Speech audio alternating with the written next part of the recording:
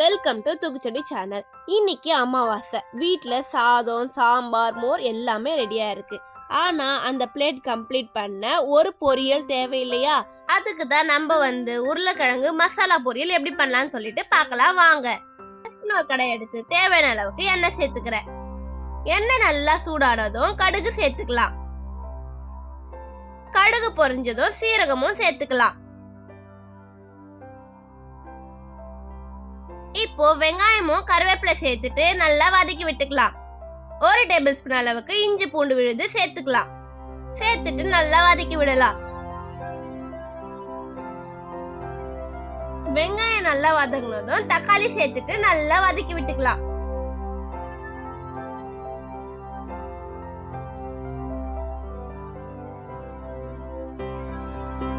ஒரு table spoon அளவுக்கு மஞ்சள் சேர்த்துட்டு தேவையான அளவுக்கு உப்பு சேர்த்துட்டு நல்லா கலந்து விட்டுக்கலாம்.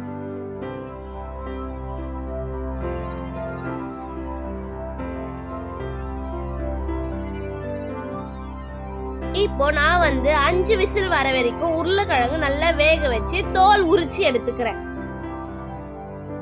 1 டேபிள் ஸ்பூன் அளவுக்கு வெறும் மிளகாய் தூள் சேர்த்துக்கலாம்.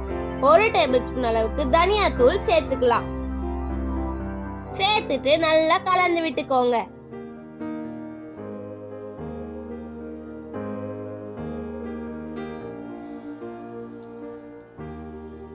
இப்போ ஒரு சின்ன டம்ளர் அளவுக்கு தண்ணி சேர்த்துட்டு நல்லா கலந்து விட்டுக்கோங்க.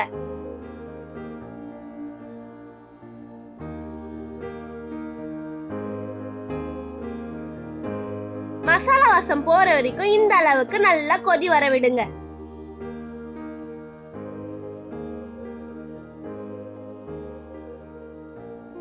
மசாலா வாசம் போனதும் நம்ம வேக வச்சிருந்த உருளைக்கிழங்க மசிச்சு நம்ம சேர்த்துட்டு நல்லா கலந்து விட்டுக்கலாம்.